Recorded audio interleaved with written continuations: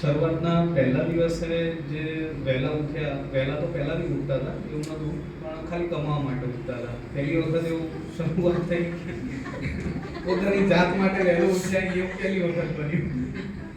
કેમ કે મારો જ્યોતિષના કર્મકાંડનો વિષય છે એટલે સવારમાં પાઠ પૂજા કરવાની હોય એટલે કમાવા જવાનું એટલે વહેલું ઉઠાતું હતું. પણ પોતાની જાત માટે ઉઠવા માટે ઉઠાઈ ગયું. પહેલા દિવસે ઉઠાઈ ગયું. આખું પહેલા દિવસે શેડ્યુલ એટલું બધું બગડ્યું, કમાવાનું આ તે ઊંઘ જ આવે, આખું એકદમ આમ સ્તબ્ધ થઈ ગયેલા હતા. થોડુંક બગડ્યું. પહેલા દિવસે આમ થોડાક એવા નેગેટિવ વિચાર આવ્યા આગલા દિવસે કે સારું કંઈક દિનેશભાઈને બહાનું કાઢી દઈએ, નથી તબિયત સારી, હવાશે નહીં, ઉઠાશે નહીં વગેરે વગેરે એવું મનમાં એવું નેગેટિવ થોડો થોટ આવ્યો. પણ સવારે જેવું વહેલું એલાર્મ વાગ્યું તરત એવું થયું યાર નહીં આ વસ્તુ પૂરી કમ્પ્લીટ કરીશ ને તો જ મજા આવશે.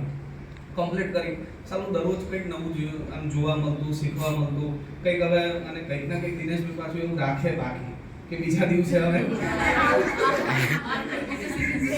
એટલે હવે કંઈક આવતીકાલ આવું